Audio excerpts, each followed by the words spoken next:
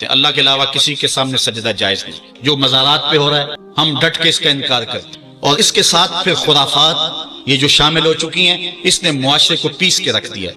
بلکہ ہمارے امام احمد رضا خان فاضل بریلوی نے لکھا ہے، آپ فرماتے ہیں کہ سجدہ قبور بالاتفاق حرام ہے، اور طواف قبور بالاتفاق حرام، زیارت قبور بالاتفاق جائز ہے. بوسہ قبور مختلف فی ہے، احوط یہ ہے کہ نہ دیا جائے. یعنی بوسے سے بھی اگر گریز کر لیا جائے تو کسی کو کوئی اور شائبہ نہ ہو تو یہ بھی بہتر ہے. لیکن خیر بوسے کے بارے علماء قائل ہیں، اس پر دلائل بھی موجود ہیں. لیکن قبروں کے سامنے یوں ہی کھڑے ہو جانا اور کھڑے ہو کر کے یوں سر جھکانا یہ جائز نہیں ہے. علامہ اقبال کہتے ہیں کبھی تم نے دیکھا کوئی کتا بھی کسی کتے کے آگے سر جھکاتا ہو؟ یہ تو اس کو بھی پتا ہے کسی کے آگے سر نہیں جھکانا. حضرت مجدد کی تعلیم کیا تھی؟ یہی بات کہی تھی اکبر نے کہ سجدہ نہیں کرتے تو ساری جھکا دی.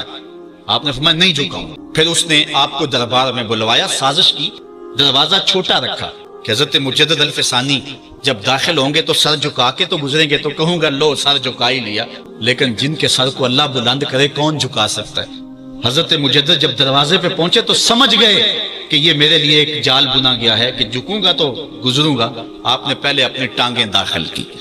تو اقبال خراج پیش کرتا ہے، حاضر ہوا میں شیخ مجدد کی لحد پر، وہ خاک کے زیر فلک مطلع انوار، گردن نہ جھکی جس کی جہانگیر کے آگے، جس کے نفس گرم سے ہے گرمی احرار، وہ ہند میں سرمایہ ملت کا نگہبان، اللہ نے بر وقت کیا جس کو خبردار.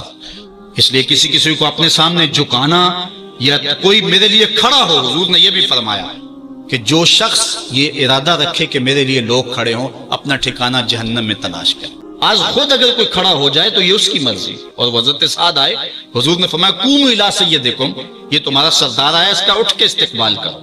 لیکن اگر کوئی خود چاہے کہ میرے لیے کھڑے ہوں تو اس کے لیے یہ وعید فرمائی. اس طرح اگر تمہارے کوئی ہاتھ چوم لیتا ہے لیکن ہاتھ چومنے کے بغیر یوں گردن جھکانا یہ درست نہیں ہے، لیکن ہاتھ چومنے کے لیے تو وہ صحابہ کے عمل سے ثابت ہے. لیکن اگر کوئی چاہے کہ میرے ہاتھ چومے جائیں اور اگر جو نہیں چومتا تو اس سے ناراض ہو جاتے ہیں. میں ایک دفعہ ایک صاحب کو ملنے گیا تو ہم ہر شخص کے ہاتھوں نہیں نہ چومتے، آخر جو ہے وہ کسی کے ہاتھ چومنے ہو تو پھر کچھ دیکھنا بھی تو ہوتا ہے. دل اسے دے دیں جو دل بر ہی نہ ہو. تو ہم تو کسی کے ہاتھ چومتے ہیں نا، ہم وہ ہاتھ چومتے ہیں، وہ پاؤں چومتے ہیں جو راہ حق کے مسافر ہوتے ہیں. ہم ان ہاتھوں کو بوسہ دیتے ہیں اور اگر ہماری آنکھوں کی پلکوں کے ساتھ لگ جائیں تو اعزاز سمجھتے ہیں. تو خیر میں نے مصافحہ کیا تو ناراض ہو گئے، انہوں نے پکڑ کے میرے ہاتھ چوم لیے، کہنے لگے لو کیا بگڑا ہے میرا؟ میں نے کہا کہ ٹھیک ہے تمہارا کچھ نہیں بگڑا لیکن میرا بھی کیا بگڑا اگر نہیں چومے تو یہ عجیب سی کہانی ہے. ناراض ہو جاتے ہیں. ایک بت خانے بنے ہوئے ہیں، لوگ آئے ہمیں خدا بلاؤ، تم نے اپنی پوجا شروع کروا دی. لوگ آئے کہ خدا کا نام جپا جائے اور تم صرف اپنی ہی خوشامد چاہتے ہو، ہر وقت تمہارا ہی ذکر ہو. میں کتنے آراس کو جانتا ہوں جہاں اللہ رسول کا ذکر نہیں ہوتا، پیر کا ہی ذکر ہوتا ہے، کرامتیں بیان ہوتی ہیں. اور پھر آج کل جھوٹی کرامتوں کا ایک کاروبار چلا، عجیب رنگ ڈھنگ ہے، عجیب بات ہے. خوابیں گھڑی جا رہی ہیں، کرامتیں گھڑی جا رہی ہیں. میرے پاس بھی کئی لوگ آئے خوابیں لے کر، جی یہ ہم نے دیکھا ہے. میں نے کہا تم نے دیکھا ہوگا، میں نے نہیں دیکھا ہے. لوگ بڑے مفاد پرست ہیں، بڑے بڑے رنگوں میں آتے ہیں. ایک بندہ میرے پاس ایک دفعہ آیا کہ جی میرے پاس 12 موئے مبارک ہے، میں 2 آپ کو دینا چاہتا ہوں. میں نے کہا تو لوٹ سیل لگائی ہے، موئے مبارک کوئی تماشا ہے؟ جہاں سے مرضی کو بال اٹھا کے کہہ دیتا ہے یہ حضور کا موئے مبارک، یہ کوئی تماشا ہے؟ اگر کوئی ہے اور کثرت سے دنیا پر موجود ہے وہ تو برکت والی بات ہے. لیکن آج ہر لئی میں رازدار دی شدے والی بات ہے اور ہر شخص جو مرضی دعویٰ. ایک بندے نے ایک دن مجھے رات کو فون کیا، جناب کہاں ہے؟ میں نے کہا گھر میں. کہنے لگا باہر نکل کے دیکھو. میں نے کہا کیا ہے؟ کہا جی آسمان کی طرف دیکھو. میں نے کہا ہوا کیا ہے؟ کہنے لگا چاند کے اندر حضور کی تصویر ہے. میں نے کہا تو پاگل ہے؟ لوگوں نے زندگیاں گزار دی اور زیارت نہ ہوئی اور تو جو ہے لوٹ سے لگا دی ہوئی ہے کہ چاند کے اندر تصویر لگا دی. میں نے کہا کمال ہے، کوئی بات کرنے والی ہے تیری. ہمارے ہاں ذوف الاعتقادی اتنی پھیل گئی ہے کہ جو بات کرے لوگ پیچھے دوڑ پڑتے ہیں. کئی ایسے واقعات ہوئے ہیں، کوئی کہتا ہے میرے گھر میں حضور کے قدم لگے ہیں، کوئی کچھ بول رہا ہے، کوئی کچھ بول رہا ہے. یہ لوگ اللہ سے ڈرتے نہیں ہیں، خوف نہیں کرتے. جھوٹی خوابیں، جھوٹی کرامتیں اگر سچی ہیں تو میں ان کا انکار نہیں کرتا، لیکن اس وقت معاشرے کے اندر جو کچھ ہو رہا ہے میں اس کی نشاندہی کر رہا ہوں. اپنے بھی خفا مجھ سے ہیں، بیگانے بھی ناخوش. میں زہر حلال کو کبھی کہہ نہ سکا کند، بات وہی کہتا ہوں سمجھتا ہوں جسے حق. نئے ابلۂ مسجد ہوں، نئے تہذیب کا فرزند. میں کہتا ہوں اگر جھوٹوں کے پیچھے چلو گے رسول اللہ ناراض ہو جائیں گے تم سے. یہ جرأت کیوں کرتے ہو؟ یہ ہمت کیوں کرتے ہو؟ کیوں جھوٹے دعوے کرتے ہو؟ سچ بولو، تمہارے پیچھے کوئی لگے یا نہ لگے اس کی پرواہ نہیں ہے۔ یا ایھا الذین آمنوا اتقوا اللہ وقولوا قولا سدیدا، اللہ فرماتا ہے ایمان والو سیدھی سیدھی بات کرو، پھر کیا ہوگا؟ یصلح لکم اعمالکم ویغفر لکم ذنوبکم، وہ تمہارے اعمال بھی ٹھیک کر دے گا، تمہارے بخشش بھی فرما دے گا۔ نہ لوگ اکٹھے ہوں، نہ مجمع بنے، نہ حلقہ بنے، یار یہاں تو 72 ہوں تو وہ بھی قبول ہیں۔ یہاں مقدار نہیں دیکھی جاتی، یہاں معیار دیکھا جاتا ہے، سر نہیں گنے جاتے، دل گنے جاتے ہیں۔ یہاں یہ دیکھتے ہیں، مت لوگوں کو جو ہے وہ کھلونے دے کے بہلاؤ اور لوگوں کی عقیدتوں کو لوٹو اور لوگوں کے ساتھ ظلم کرو، زیادتی کرو، اپنی آخرت بھی کالی کرو اور لوگوں کی آخرت بھی کالی کرو۔ آپ دیکھیں دائیں بائیں، اپنی نظر رکھیں، نگہباں بن کے جو اہل چمن کی آبرو لوٹے۔ چمن والو عقیدت چھوڑ دو ایسے نگہباں کی، کوئی حق کا مسافر تلاش کرو، چاہے اس کے کپڑے پھٹے ہوئے ہوں، کرامت اس کی نہ ہو ساری زندگی کے اندر، لیکن محمد عربی کی غلامی تو ہو نا۔ حضرت شاہ نقشبند بخاری سے کسی نے پوچھا حضور آپ کی کوئی کرامت؟ فرمانے لگے اس سے بڑی کرامت کیا ہو سکتی ہے؟ اتنے گناہوں کے باوجود زمین پہ چل رہا ہوں اور زمین مجھ کو دنسا نہیں لیتی اپنے اندر۔ ہمارے بزرگوں کی تو کہانیاں یہ تھیں اور آج تھوک کے حساب سے کرامتیں دی جا رہی ہیں۔ آج کے پیروں کی اتنی کرامتیں، غوث پاک کی بھی اتنی کرامتیں بیان نہیں ہوتی جن کی ان کی کرامتیں بیان ہو رہی ہیں، دھڑا دھڑ کرامتیں بیان کر رہے ہیں۔ ایک بندے کے یہاں بچہ پیدا ہوا اور اس نے یہ شور کر دیا کہ یہ رمضان کے دنوں میں دودھ نہیں پیتا، اس لیے کہ حضرت غوث پاک بھی نہیں پیتے تھے، وہ بھی پیدائشی غوث تھے اور یہ بھی پیدائشی غوث ہے، اور رمضان کے دنوں میں دودھ نہیں پیتا۔ اچھا کوئی 2-4 ماہ گزرے تو اس غوث کی ماں کو طلاق دے کے نئی عورت سے شادی کر لی۔ میں نے کہا کم از کم اتنا تو خیال رکھتے، جس نے غوث جنم دیا ہے اس کو تو عزت سے گھر سے رکھتے۔ تو یہ کیا تماشے ہیں؟ کیا لوگ بے وقوف ہیں؟ اب لوگ سمجھنے لگے ہیں، لوگ جو ہے وہ ان وجہ سے پھر دور دین سے ہوتے ہیں، نقصان یہ ہوتا ہے۔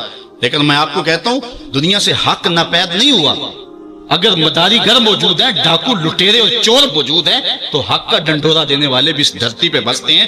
ہمارا رویہ یہ ہے کہ ہم کسی ایک شخص سے بدزن ہو جاتے ہیں تو پورے طبقے سے بدزن ہو جاتے ہیں۔ کئی بندوں کو میں سمجھا جو میں دیکھا ہوا ہے پیروں کو، اور تو نے دیکھے ہوئے نہیں، جن کو مل کر زندگی سے عشق ہو جائے وہ لوگ شاید آپ نے دیکھے نہ ہو، مگر ایسے لوگ بھی ہیں کہ جن کو دیکھ کر کے زندگی گزارنے کا ڈھب آ جاتا ہے، سلیقہ اور طریقہ آ جاتا ہے۔ ان لوگوں کی تلاش کرو۔ اگر ایک دکان سے کپڑا صحیح نہ ملے، سودا صحیح نہ ملے، تو آپ جو ہے کیا کھانا پینا چھوڑ دیتے ہیں؟ آپ کو پتا پورے شہر سے مٹھائی کہاں سے اچھی ملتی ہے، آپ کو پتا پورے شہر سے کپڑا کہاں سے اچھا ملتا ہے، آپ کو پتا پورے شہر میں جو ہے وہ فلاں چیز اچھی کہاں سے ملتی ہے۔ دین بھی ڈھونڈو کہاں سے خالص ملتا ہے اور کہاں سے نہ خالص ملتا، اس کے لیے محنت کرنی پڑے گی۔ جھولی میں یوں نہیں ڈال دیا جائے گا، اس کے لیے تمہیں جانا پڑے گا، کوشش کرنی پڑے گی۔ ہاں ایک سے دھوکہ کھاؤ گے، 2 سے کھاؤ گے، 3 سے کھاؤ گے، لیکن جو تم دھوکہ کھاؤ گے تم تو رب کے نام پہ کھاؤ گے نا۔ حضرت عمر رضی اللہ تعالیٰ عنہ کی عادت تھی، جو غلام لمبی نمازیں پڑھتا اس کو آزاد کر دیتے۔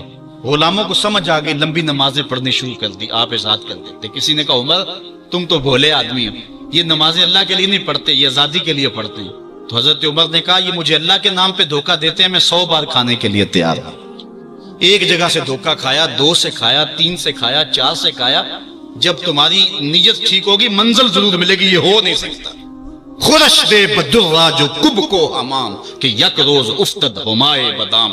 سادی کہتے ہیں چارہ ڈالتا جا، دانا ڈالتا جا، کبھی تتر آئے گا، کبھی مور آئے گا، کبھی کبوتر آئے گا، پھر ایک دن جس کو تو تلاش کرتا ہے وہ ہما بھی تو آ ہی جائے گا نا۔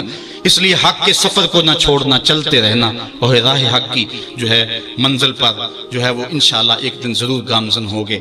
بات لمبی ہو رہی ہے، ہم نے اپنی اصلاح ان سارے پوائنٹس میں کرنی ہے۔ میں آپ کو 4-5 باتیں خاص طور پہ ضرور عرض کرنا چاہتا ہوں۔ ایک، اپنے عقیدے کی اصلاح کریں، اس میں کوئی پل پلا پن نہ آنے دیں اور کوئی اس کے اندر کوئی نرمی نہ آنے دیں۔ جس شخص کے سینے میں حضور علیہ الصلوۃ والسلام کے لیے بغض دیکھیں، ایک لمحے میں اس سے جدا ہو جائے۔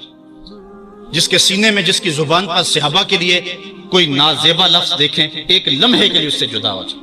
جو اہل بیت کو بھونکتا ہو پرواہ نہ کریں اس کی، چاہے قریبی رشتہ دار کیوں نہ۔ اولیاء اللہ کی عظمت جس کے سینے میں نہ ہو، اس کی دوستی کو ایک لمحے سے اپنے سے دور کرتے ہیں۔ علامہ رومی کہتے ہیں کہ تا توانی دور شو از یار بد، یار بد بدتر بد از مار بد۔ جتنی جلدی ہو سکتا ہے برے یار سے دور ہو جا، چونکہ برا یار برے سانپ سے بھی برا ہے۔ اس لیے سانپ لڑتا ہے تو جان جاتی ہے، یار لڑتا ہے تو ایمان جاتا ہے۔ اس لیے برے یار سے بچ، اپنی حفاظت کر، اپنے عقیدے کی اصلاح کر۔ اس کے بعد دوسری بات جو اہم ہے، والدین کو کبھی اذیت نہ دینا۔ یہ میں 5 باتیں آپ کو آخر میں گزارش کے